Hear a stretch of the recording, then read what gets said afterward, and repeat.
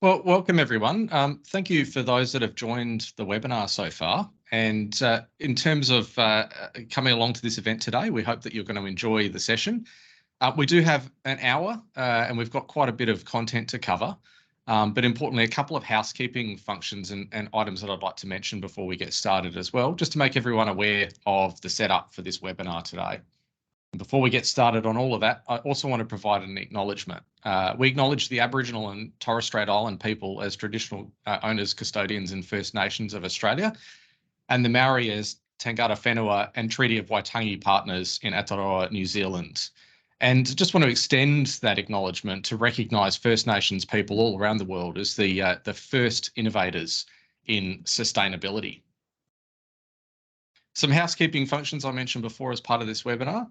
So all of you who are joining as participants today, you'll be able to communicate with us via the Q&A function within the team session that we've made available here. You will be on mute just because there's expecting quite a few in the audience, but if you respond and ask those questions throughout the session, we'll be picking up and having a Q&A session towards the end of the webinar.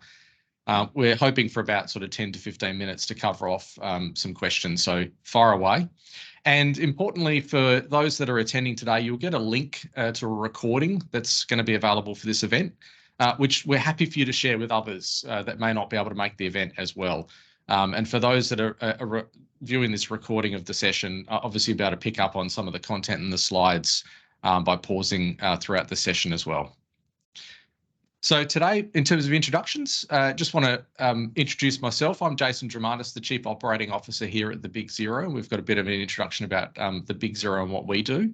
I'm joined today by Craig Morgan, who's the Sales Director and Co-Founder of Northmore Gordon, who'll be going into a bit more detail around some of the market dynamics and sustainability objectives. We'll be talking today about how to achieve efficiency, how to gain revenues, how to get access to funding in order to achieve the sustainability goals that you're looking for. And then we've also got Josh Ferris on the call as well. So Josh is our Consulting Director from the Big Zero, and he'll be providing content and a demonstration of the Salesforce platform today, which is one of our key partners in this session as well. So I thought I'd start off with just providing a bit of background on who is the Big Zero. There's many names that I personally haven't met before, and providing some understanding about what we do and how we help organisations and get them to become more sustainable is something that we're very keen to do. So our whole mission statement is to accelerate the adoption of sustainable operations in all organisations. And how do we do that from our perspective? Well, Josh, myself, and the rest of the Big Zero team, we're all focused on looking at software, IT systems, and enterprise environments to use data and make data-driven decisions, and use systems to drive processes and inform organisations on how to accelerate their operations to being more sustainable. Why do we take this approach? Well, if we think about it from an operations perspective inside organisations, you'll have existing systems that are running your organisation right now. So software is inherently supporting your business. And if that business is transitioning towards a sustainable future, we need to look at the ways that that software is impacting those outcomes in a positive way. We also recognise that new systems will be required, and you'll see some capabilities from Salesforce today that Josh is going to be presenting. And if you think about the processes, the strategy, the targets, and the integration of all those things, again, they're all driven by software. If your executive is reporting against KPIs, or you're looking to communicate with teams, and the fact that we're actually using technology as part of this webinar and communicating some objectives around sustainability just proves the fact that software is so inherently important in all the things that we do. So what does sustainability look like, and how do we define sustainability? This is a really important aspect when we were looking at our mission statement and our focus. And you'll see across the left-hand side, there's 4 tasks, and these are actually taken out of a very useful paper for anyone that's interested in reading it from Cambridge University called Rewiring the Economy, 10 Tasks, 10 Years. And for businesses, there are 4 tasks that are called out as part of the mission statement that they suggest all businesses need to commit to. And there's 3 tasks assigned to the finance sector and another 3 tasks for government in their various roles as well. But when we think about sustainability, and we're talking about sustainability, it's not just about reducing emissions and reducing carbon emissions. That's an important aspect of sustainability, but we also think about climate change adaptation. What is your organisation doing to manage its own risks associated with a changing climate? What about the impacts, things like biodiversity impacts within your supply chain or within your direct control as an organisation? Importantly, in terms of being sustainable, a big push around making sure that that's an equitable outcome and that we're dealing with the various communities and other social interest groups that are involved is important. And then over the top of that, what are organisations doing in terms of governance, process, structures? And this is right from board of directors, executive, team management.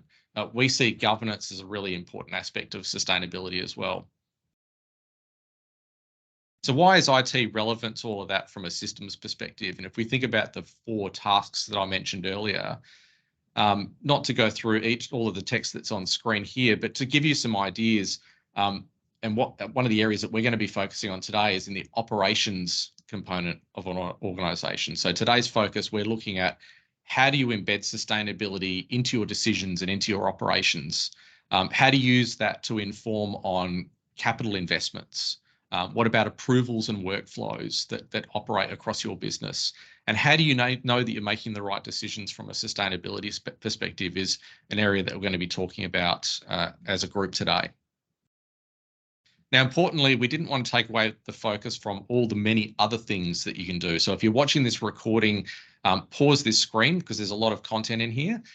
We've included it just to provide some guidance on the many things that we provide as an organisation. And coupled with our partnership with Northmore Gordon to drive, we're going to be talking today a lot about the direct control of your operations and how that impacts your sustainability goals, but we extend that broadly into the entire value chain of an organisation. So to pick out a few of the topics there, things like Scope 3 emissions is a topic and I guess a service that we offer from a sustainability platform to many customers already. Things in terms of social impact like modern slavery and the governance and reporting that's associated with that, but more importantly, managing the risks and managing the opportunities you as an organisation can have to make sure that there's an equitable future across your entire value chain.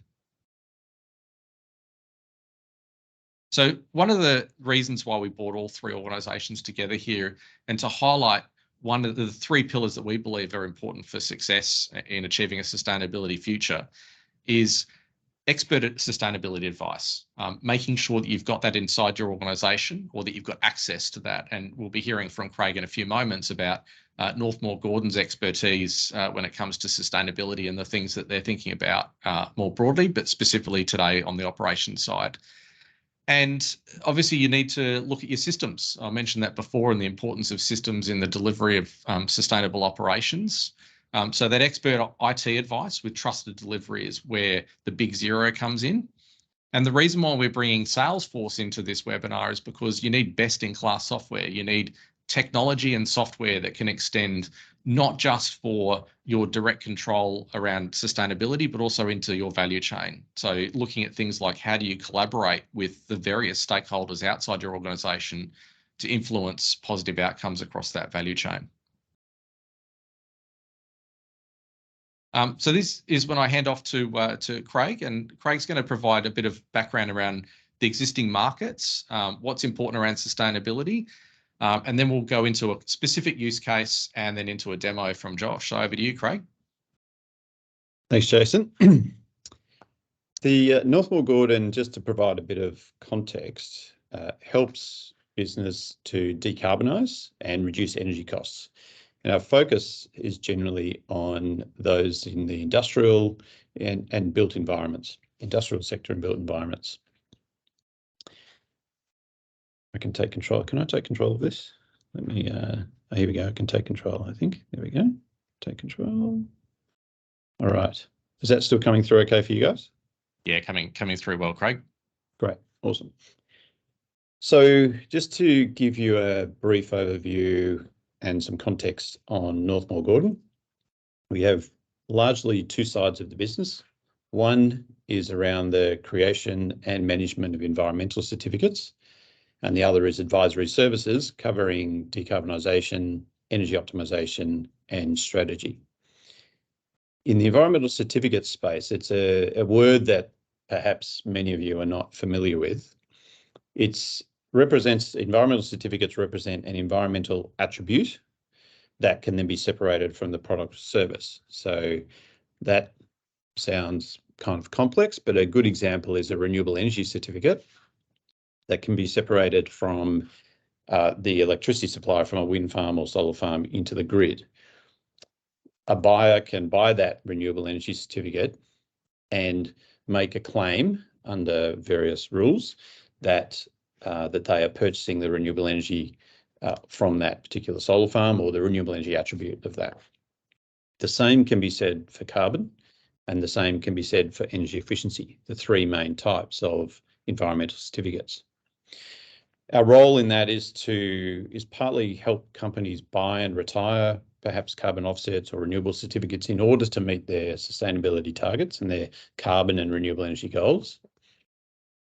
But also, if you're let's say a company that's doing energy efficiency upgrades or renewable energy inside your business to help or carbon reduction projects to help quantify that benefit, help measure and verify the results, bring the certificate into creation and sell that to help bring money back to fund energy and carbon projects. So environmental certificates can be used to help meet your targets, but also fund projects. And that's just two quite very different and distinct roles that environmental certificates can play. And later on, we'll talk about how that might integrate into the way you manage assets on the Salesforce platform.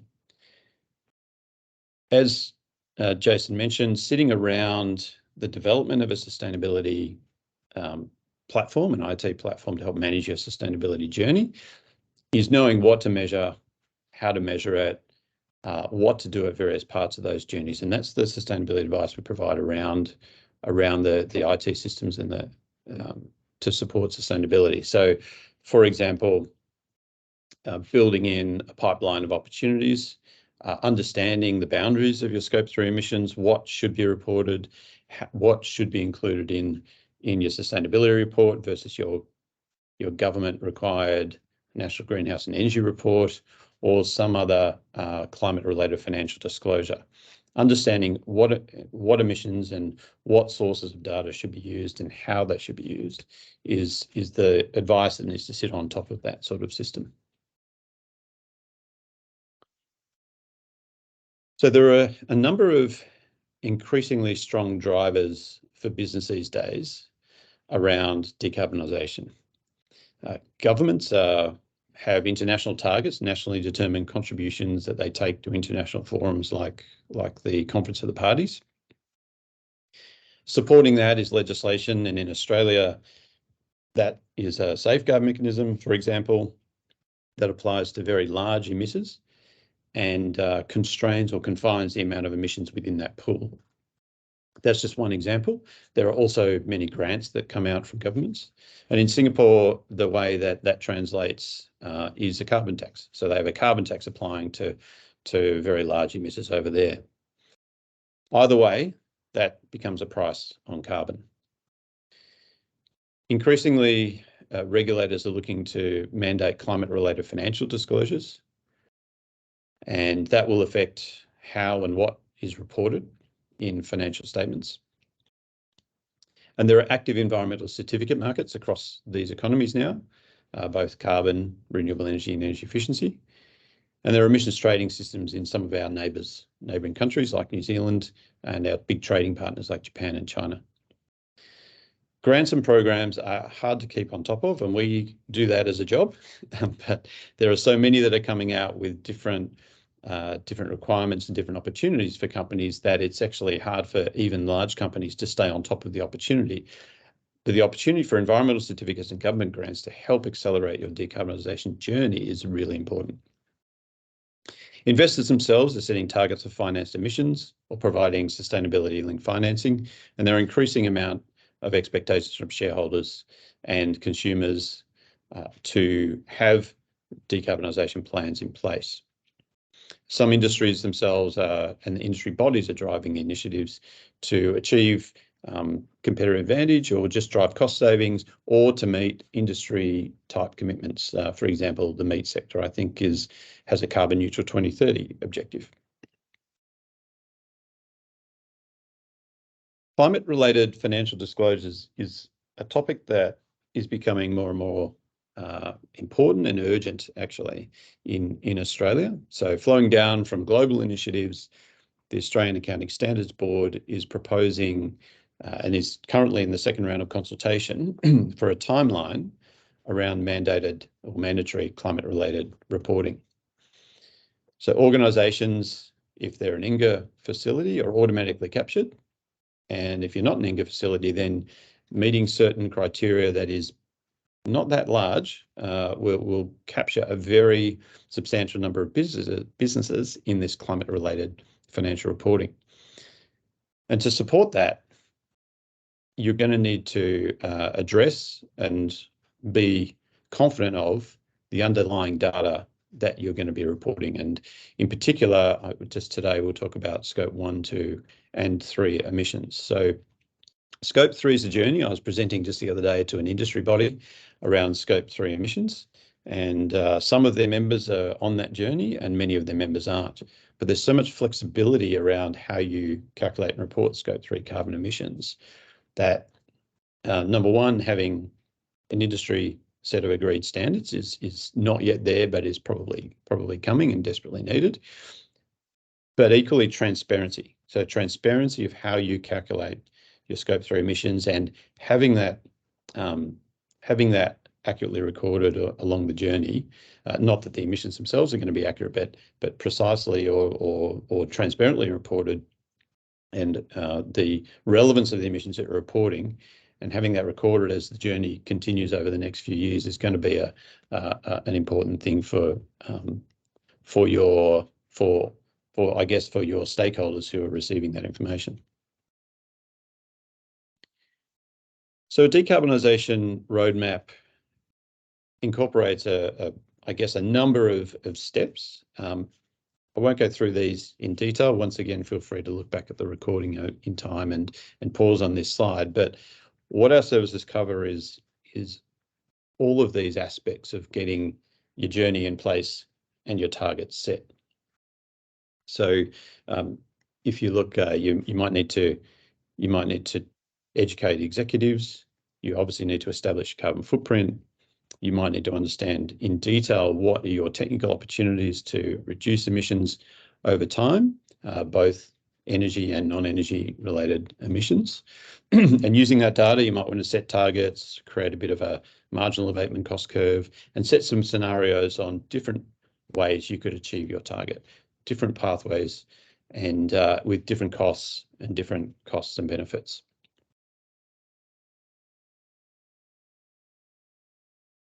I'm just going to give you now just an example of how environmental certificates could work in your business, and then Jason will talk about in an IT system, how can an IT system help you make sure you don't miss out on the opportunity for environmental certificates. So I'm just going to talk now about a very simple case study here in terms of how environmental certificates can improve the business case for a decarbonisation or an energy reduction project. So, as I indicated before, an environmental certificate is an environmental attribute decoupled from a project. They are tradable in different markets. There are compliance and voluntary markets, two generally accepted definitions of the types of markets. In Australia, energy efficiency certificates are really a compliance market. So energy retailers have an obligation, a mandated legislated obligation to buy a certain amount of certificates every year. The safeguard mechanism sites captured under the safeguard mechanism have a capped set of emissions, and out of that will flow a need to buy Australian carbon credit units. That's also seen in the international markets as a compliance market. A purely voluntary market might be where a company decides to buy a large-scale generation certificate, an LGC. That goes on top of what the retailer has to buy out of their compliance obligation. A company might choose to buy additional LGCs, retire those, and claim 100% renewable energy purchase. That is a voluntary purchase. So compliance of voluntary markets. So these environmental certificates are purchased by energy retailers, by governments in the case of Australian carbon credit units, but also end use customers or businesses wanting to meet targets, and they can buy all of those certificate types: energy efficiency, renewables, and carbon. Don't feel too embarrassed if you're confused about all of the certificate markets in Australia. They are quite complex, and they haven't got any less complex over time, but they are vitally important and they're an opportunity for many businesses. So in this particular case, I'm going to talk about an energy efficiency certificate, a VEC, a Victorian Energy Efficiency Certificate, and it helps provide funding for energy projects. It's the way they're funded, just to clarify, this is Victorian energy retailers have to purchase a certain amount of VECs every year, and the market price floats, but the quantity is fixed. The way the retailer recovers the cost of buying those VECs from the market is they put the charges on electricity bills for most businesses and customers in Victoria. And you'll see it as if you're an industrial customer, you'll see an environmental charge. Now, not all customers have that charge on their bill. There are a certain amount of excluded customers. That's how the cost recovery happens. The way that retailers buy certificates is they buy them from people like us, an accredited certificate provider who operates in the Victorian Energy Efficiency Scheme, by aggregating up certificates from various activities, project activities like lighting upgrades, hot water upgrades or heat pump upgrades, industrial energy efficiency projects, solar installations, all sorts of projects that are eligible under the scheme to create these certificates. And the very simple example here is if we replace an electric hot water system with a more energy efficient heat pump, the certificate value in this case for a $5,000 heat pump might be equivalent to about $1,500 at the moment. Remember, it's a floating certificate price. That price can move up or down. So what that means is that the VEC has reduced the capex by 30%, but even better than that, the system is reducing. It's a much more energy efficient way to make hot water, and it reduces running costs and greenhouse emissions by probably 70% on top of that. So that's just a simple example of how environmental attribute certificates can benefit a project. I'm going to hand back to Jason now, who will talk about how in the IT system, triggers can be inserted to help make sure that you don't miss out on those opportunities. Thanks, Craig. So before we go into the demonstration, what I thought I'd do is just talk through a bit of a workflow and how systems come into effect in the energy attribution credit scenario that Craig just outlaid. So, and this is just to provide some understanding, a very specific use case of many thousands of different use cases that can be applied by using software in the right way. So don't take this as one of the only or few things that we can do. It's one of many, many thousands of things that we're seeing customers doing from a sustainability perspective. So if we look at the top left-hand corner of the screen where there's systems alerts and reporting, and before I hand over to Josh, we'll actually see some of those dashboards actually providing those alerts. But if you have a system in place, if you are an organisation, and I can see from many organisations that have joined us today, you'll have lots of assets, potentially lots of different capital investment decisions to make. And actually optimizing that is hard in its own right. So using data-driven insights is important. Like where, for example, is your most emissions coming from it as an organisation? And that's usually a useful target, quite an intuitive spot to begin. So the system alerts that there's some sort of an energy attribute credit that you could be eligible for. So when we talk about these processes, it's really important to understand many of the rules that exist. So it might seem unusual that then the next step in the middle top of the screen is the final investment decision being one of the first decisions, even though it's called final, because to make the final investment decision and actually undertake a capital investment, many of these grants or these access to these certificates require an organisation to undertake all of the business case work up front before you then actually start committing to making those investments. If you actually buy the equipment and then try to retrospectively apply for some of these credits, the rules might not allow that. So having systems in place that actually contribute to giving you the alerts early on is really important. Then you'll go through a process of installing that or replacing the energy intensive equipment with something more efficient in some of the examples that Craig mentioned before. There might be some installer information that you need to capture at that moment as well. Our experience working with customers, things like the CEC accreditation numbers, just something really simple. If you're then going through the application process a bit later to then receive the cash, it could be quite a lot of work to chase down that installer and get access to their CEC accreditation number. A very specific thing, but quite an important thing for many of these applications. Then there's the assets themselves. You'll be recording maybe even in an external asset information system. We need to collect the information about that asset once it's been commissioned so that you can then do the measurement verification as the next step after the fact that that equipment's been installed. And something that together with the systems and the advice from Northmore Gordon can help with.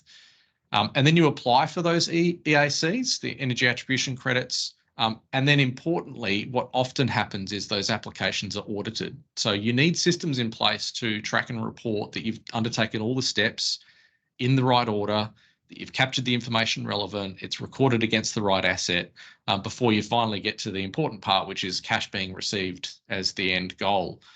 And how do you receive that cash? That could be through an agent like Northmore Gordon. It could be through trading those certificates directly, or it could be receiving that money from the government if that's the way the scheme is constructed. So actually understanding all of these steps from a systems perspective is really important. And you can start to see how trying to do this on spreadsheets is quite difficult.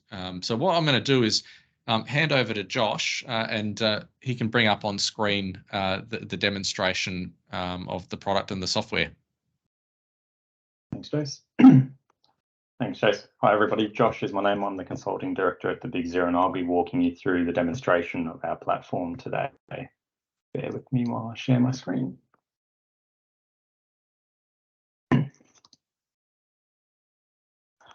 Okay. What you're seeing now is Net Zero Cloud. This is from Salesforce. This is our full ESG solution built on the Salesforce platform that gives you visibility of your scope 1, 2, 3 emissions plus social and governance all in the one platform. So it becomes your one-stop shop for all things sustainability and ESG.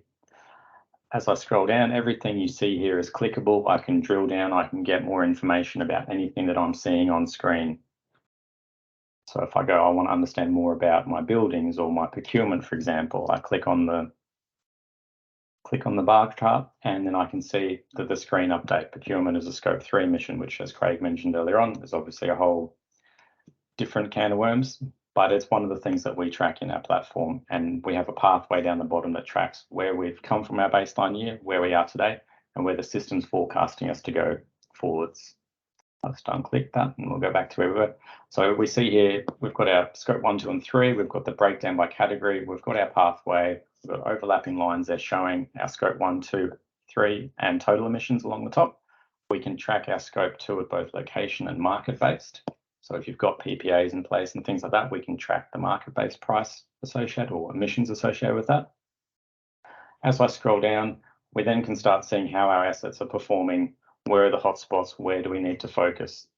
So one example of a pathway and that we can work with Northmore Gordon is around obviously the red dots that you see here. So a heat map going, these are the intensive emission areas of my organisation. These could be candidates for that capital renewal to purchase more energy efficient assets, for example. If I click on one of them, I then get updated on what that asset is, and I can see how it's performing year on year. So these are the kind of insights that you can get from the platform and use these to inform those conversations with organisations like Northmore Gordon to understand obviously what you can target, how you can meet your sustainability goals, and also how you can see how you're performing over time in platform in an auditable, traceable system that obviously isn't a spreadsheet. And I guess that's the one thing that we want to highlight here is it's a lot easier to obviously see how you're performing, where you need to focus in a system like this. It's obviously very visual. I can drill down. I don't need to know what I'm looking for. I can go in here and look for, as I just said, the red hotspots, and they're candidates, for example, for renewal. I can get an overall picture of my building consumption, so my different facilities. I can understand consumption versus total energy, and I can even calculate things like carbon intensity, all within platform without having to do anything. So we can integrate with your asset management systems, for example. So if you're using Maximo or an ERP to manage your assets, we can load that data up in here and it can be synced in real time so that you're getting real-time feeds from those systems or even your operational systems as well. So we can get interval data, we can get all sorts of data in here so you can understand it, work with it, and see where you need to focus and where's next. As I scroll back up, you see we have an array of obviously more dashboards along the top, and I've got a series of tasks and notifications down the side here. And these are the kind of things like Jason was saying that I can get a notification saying, hey, this asset's eligible for an EAC, for instance. We can set up workflows behind the scenes that look at obviously intensity, look at the age of your assets and things like that to be able to understand, I guess, what we need to look at. Are they ending or nearing the end of their useful life? Are they high emitting? Is there been spikes? That sort of thing, so that we can then focus on those. Let's touch on some of the other functionality we have here as well. So we also have the ability to do bill processing. So if your scope 1 and 2 emission sources, we can capture those bills. So it can be your gas bills, your fuel bills, your electricity bills. We can capture that in platform, scrape the sustainability data off that as a source and load it into the platform so that you're not double handling, which is what we're seeing with a lot of customers, that you'll have bills come into an asset manager or to AP, and it's got obviously the amount of kilowatts, gigajoules, etc. on it. We can scrape that data, load it into the platform, so you're not having to capture that data manually and then put it in a spreadsheet. We can then also generate the payments from here and pay them to your suppliers as well. We can also look for anomalies in that data. So is it a duplicate bill? Was it estimated? Was it high or low usage? These are the kind of things that you're getting in the platform that you're getting insights into. Scroll across some more. We can also do breakdowns by facility. So if you're a large organization or a diverse organization, you're going to have different parts of the organization that obviously are using different things and are emitting at different rates.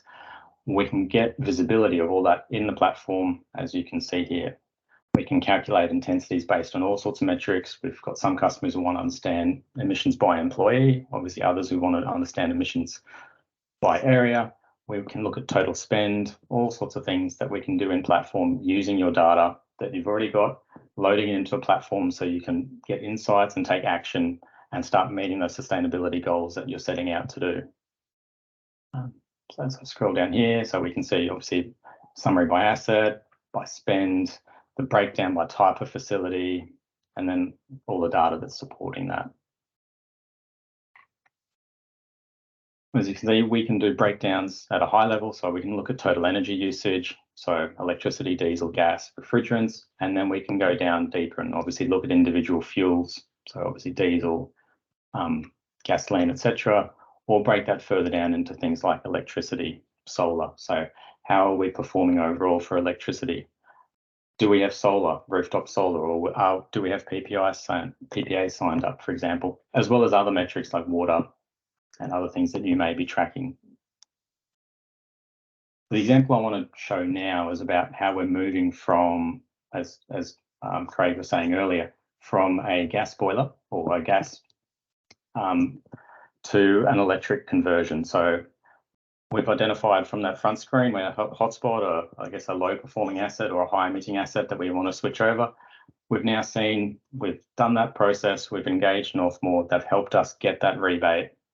Now we can see, for example, here that we've gone from obviously high gas usage during that period to now electricity usage. So the gas has dropped off, and now, as you can see on the chart, and this is an example of the kind of trajectory you would see in platform, and you can track that and obviously replace all the assets in your organization and follow this path so that you can see obviously how those things are performing, that those measures that you've implemented are actually working in action. I scroll down, or scroll across rather, I can then drill down to the individual asset I have as well. And this is the kind of place where we would store those numbers, like Jason was saying. We can capture everything against the asset in the system so that later on, if you get audited, the transparency can all be in here. You have that one system of record that's showing obviously how you're performing emissions-wise, what activities have occurred. So we installed this on this date, and this is the certificate number, for example. We have all that, the ability to store that in platform. And this feeds into things like our forecast. So our platform not only measures where you are today, but also helps you focus on obviously what initiatives we're doing today so that we can set our targets or how we're tracking against those targets. Some organizations are very ahead of the curve on this and have 2025, 2030 targets, et cetera. Others are just setting targets now. This platform gives you the ability to be able to forecast how you're performing or how will you perform into the future if you did nothing, if you implement these measures, and if you set things like science-based targets, for example, on here, which is what my purple line on here is representing.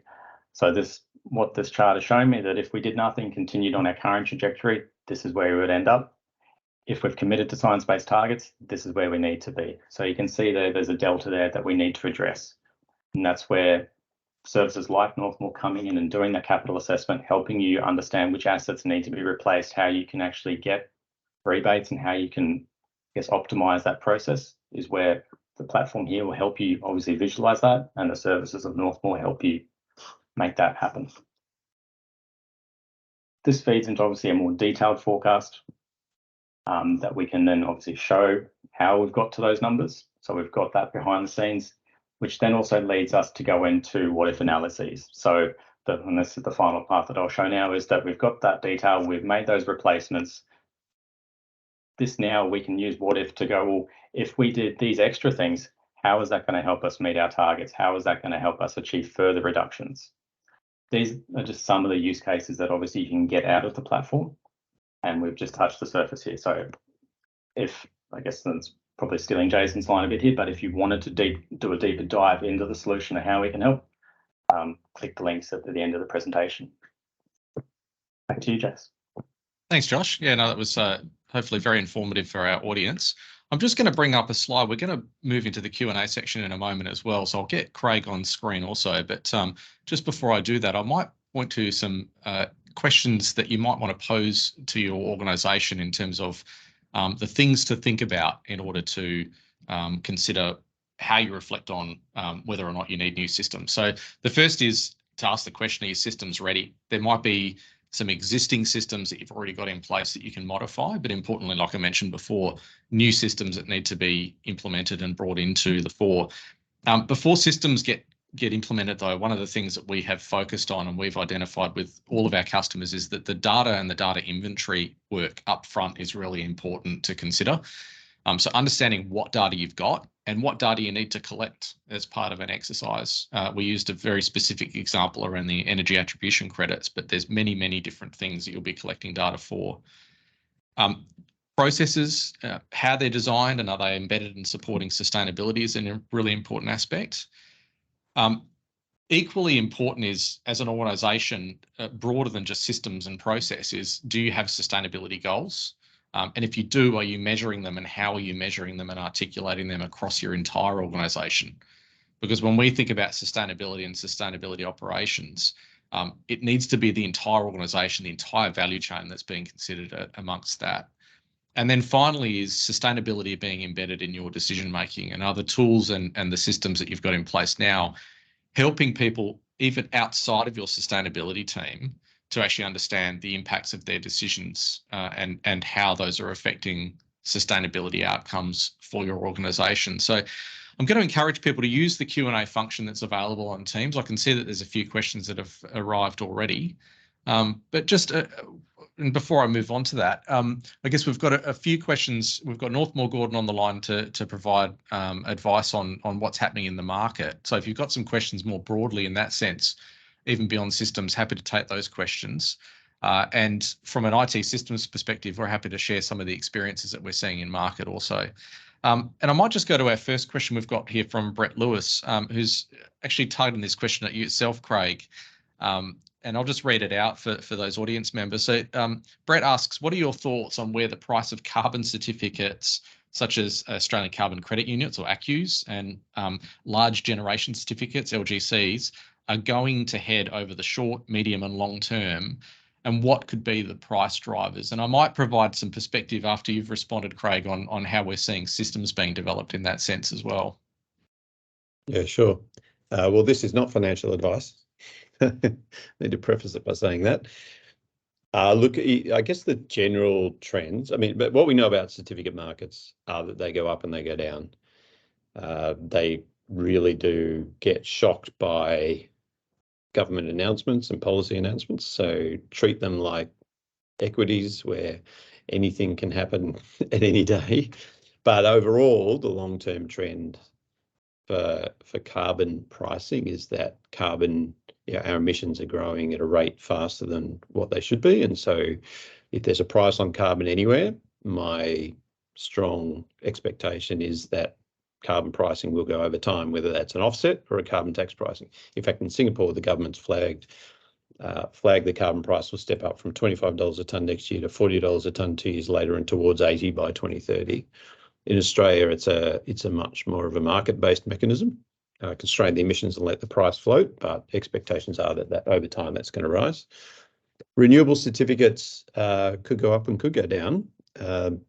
The current renewable certificate scheme in Australia is going to get replaced by a guarantee of origin scheme. So I would suspect the price of the existing ones will go down and the price of the guarantees of origin will come up as it comes in to replace the existing LGCs and as voluntary demand continues to rise. So yeah, I hope that answers the question. But actually, in fact, the really long-term trend for renewable certificates is to zero as grids become 100% renewable. And the example is New Zealand, where we recently did some price forecasting in New Zealand, and we think by 2035, probably 2040, that price is going to almost go to zero because the whole system will be 100% renewable. It's already mid 80% renewable because of the hydro systems and with big developments in wind and solar. So lots of factors. They're probably the general trends that I could provide. Yeah, thanks, Craig, and appreciate the preface. This is not financial advice, and one of the things at the very beginning, if we're speaking in general terms, because we're not obviously providing an advisory service as part of this webinar, but providing some insights into some of the work that we do and some relevance to the audience. What we're seeing is happening within the certificate market as well is a lot of organisations are benchmarking and stress testing their organisations as part of the process around certificates as well, Craig. And I'm sure you're seeing this in a lot of the conversations you're having, and we've spoken about this sort of stuff before. Josh showed earlier some of the forecasts that you can perform by using a platform. Now, those forecasts can be built on all different models. So if you imagine setting in place a program to, over time, replace all of your capital assets, and again, most organisations aren't in the luxurious position of having so much capital, access to capital to replace all of their assets at once. So looking at that over time is important, but then also playing out the risks of what would happen if the certificate market was to price itself high or low, and how would that impact some of the capital decisions longer term for your business. So while we're not here to provide specific advice around some of those models and forecasts around what might happen to the certificates and the pricing, one of the things that systems can do is actually inform your organisation to perform those stress tests and say, well, what if the certificate markets went wildly expensive, and how would that actually influence our decisions maybe to inject some capital investment early because we're going to get more access to cash at the end of the process? Or equally, as the certificates go closer to zero, what does that mean for our capital asset renewal? And maybe we bring some of those capital renewals forward because we don't want to entertain that risk in the short or medium term. So just in terms of just waiting for some other questions to come through, Craig, in terms of some of the efficiencies that we've spoken about too, thinking of this from the perspective of the work that you do, and coupled with the fact that we've just shown the ease with which an organisation can get access to information and start to make decisions, what we've often spoken about together prior to this webinar is the competition for us is not other existing systems inside organisations. It's often spreadsheets and manual processes. and considering that as part of a business case to get up. Just interested in, Craig, in your thoughts as well, and insights that you might want to offer where some of these efficiencies are really being seen in the marketplace, because obviously introducing new processes into organisations, if they're done manually, just adds more overhead. Yeah, I think the drive with all of the additional drivers on companies to report information to their sustainability reports, to the government under mandated energy and carbon reporting, and now into financial information, means that the need for one source of the truth is going to be really, really important. And particularly for global companies, but even companies in just one jurisdiction with multiple sites, a lot of that data collection comes from a wide variety of sources. Energy retailers is certainly getting a bit more data from them, is getting a bit more streamlined. But when you're picking up waste data, when you're picking up diesel fuel use data, and believe it or not, still we're looking at coal in industrial boilers. When you're picking up coal invoices and you've got to get those into the system, they're coming in from field entry points from staff all across the organisation. So the challenges, the challenges of getting that data into a system directly rather than via many different pathways is much better handled by a centralised system than it is spreadsheets or via accounts. And that's just your basic reporting and scope 1 and 2 emissions. Once we start to talk about scope 3, we're needing to talk about, we're needing to get its supplier engagement.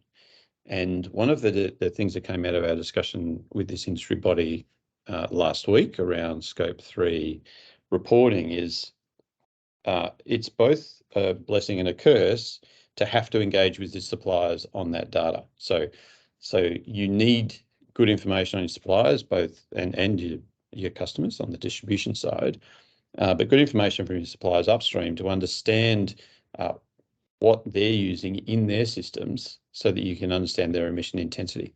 And so it does require a lot more engagement with suppliers.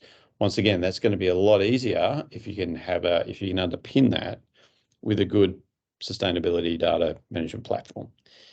Without that, you're going to be getting spreadsheets coming in all sorts of directions from all sorts of suppliers with all sorts of integrity issues and formats and things like that. It's going to be an absolute nightmare. We experience in our organisation where we just get metadata from a particular site. The cost for us to do energy assessments and carbon assessments increases almost exponentially with the number of meters, with the number of individual spreadsheets we're dealing with. I think without something like this, the ability to manage the integrity of your data sources and engage in scope 3 discussions is just going to be really, really hard.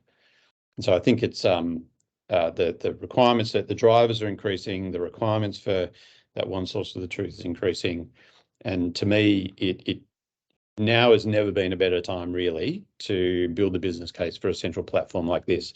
Just a very quick story. I got involved in selling something like this 25 years ago, which was a all-encompassing energy, water, waste data collection system. It was about 20 years too early because the drivers weren't there, and it was a much more difficult business case. But what was still the business case then, and is also the case now, is that the higher number of sites you have, the more spreadsheets make it difficult to manage all that. And I would say now it's actually the higher number of sites, the higher number of emission sources, and the higher number of data points. There's a threshold over which it's just going to become an exponentially more difficult task as time goes on. Yeah, no, just reflecting on the 20, 25 years, having lived that sort of period in the technology sector, a lot's moved on since then as well. We're talking on Teams and having this session that we're broadcasting to our audience at the moment, but that was would have been pre-iPhone when phones were attached with a cord as well. So if you think about the development around sustainability, how far it's come and how much information is being shared, that's one of the challenges we're seeing in market as well.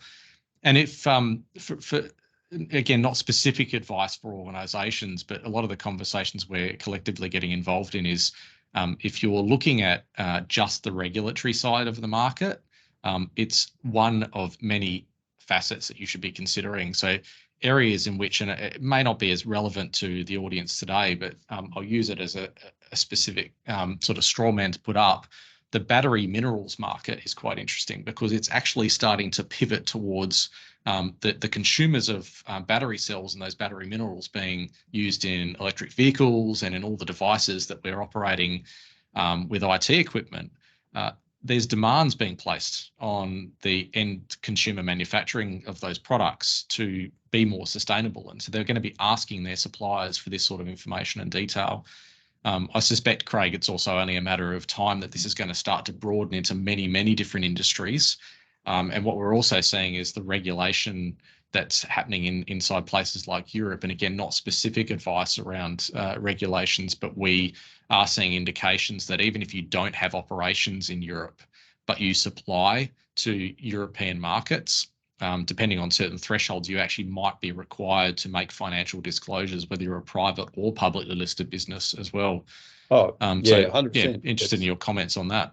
Yeah, it's not just financial disclosures. So we're having conversations in Singapore with food suppliers who are needing to demonstrate net zero pathway, buy and retire certificates like REX, for example, in order to supply global companies, both in Asia and into Europe. And a more recent conversation was the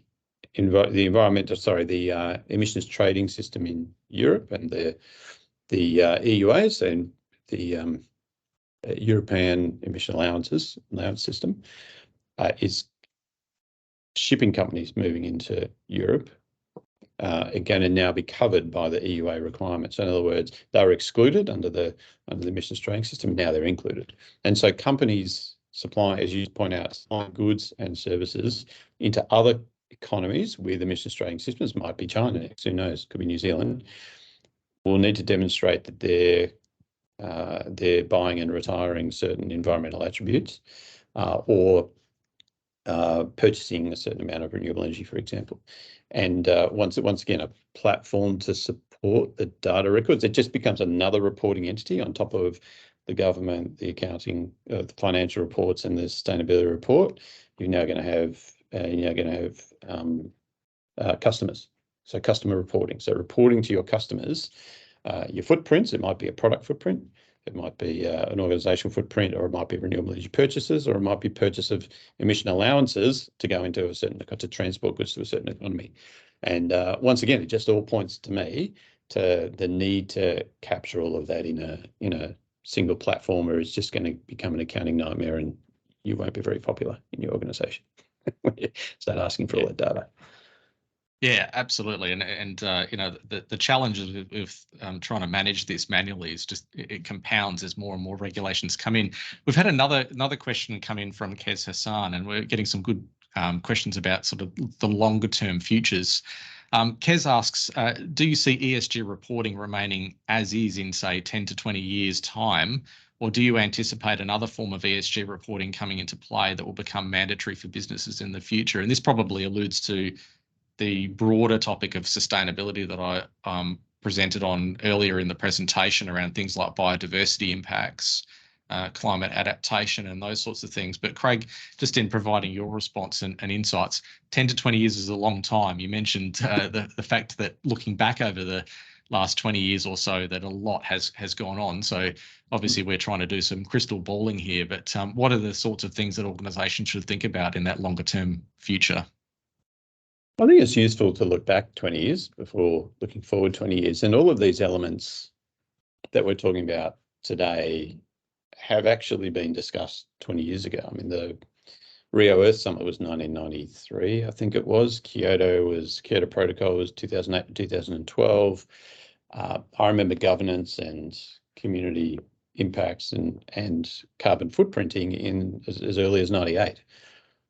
So some of the really advanced companies were reporting their emissions back then, for example, just when we're talking about greenhouse emissions.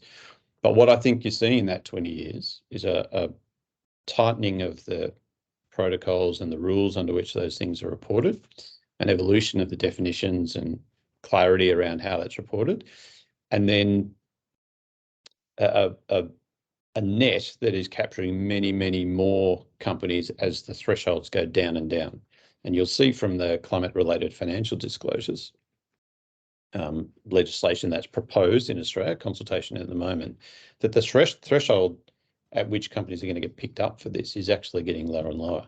So I guess, you know, there are always going to be new things that need to be reported, as wide as modern slavery and you know, up your supply chain into looking at better and better quality carbon footprints and energy intensity. So I think it's for me, I guess it's going to be, I don't know how, yes, it may go a bit broader, but I think it's the precision and the level of accuracy up and down your supply chain is going to increase, and the number of companies that are captured is going to increase. And then the skills in the service industry around companies to support that, in accounting firms, sustainability firms like ours, and data platforms that integrate with ERP systems and the other company IT systems is going to continue. So I think there's going to be increasing requirements, bigger capture of companies, but I feel like the biggest evolution probably is going to be in the systems to support it, I feel like, and capability within companies to do that. Yeah, we're already seeing a lot of progress from a systems perspective. I mean, one of the reasons for working closely with Salesforce is their embedded AI functionality, and some of the more recent announcements earlier at Dreamforce this year that was presented, that they're developing a lot of AI functionality around even things like disclosures and helping out with trying to author, at least in draft form, some of the information that's coming out of the system. So things like the emails that you might be capturing and all the other discourse that happens in and around a topic, the AI tools, obviously using the appropriate security and all the other aspects that are important to manage as part of AI as well, is an area that we're seeing developing quite rapidly, because that can then help compile some of the responses that you might be then using in draft form to then finalize and publish out as part of your disclosures and reports. Really interesting topic. And I just haven't seen any other questions come through. So just in wrapping up, I might provide a brief thank you to all of those that have attended. Really appreciate the questions that we've had come through. And for those that have attended online to this session live, thank you very much for being here. For those that are watching the recording, through our channel, when we publish the recording, you'll get a link to contact our organisations below the video. And thank you again, and really appreciate the attendance and the support that you've provided as an audience. Thank you very much.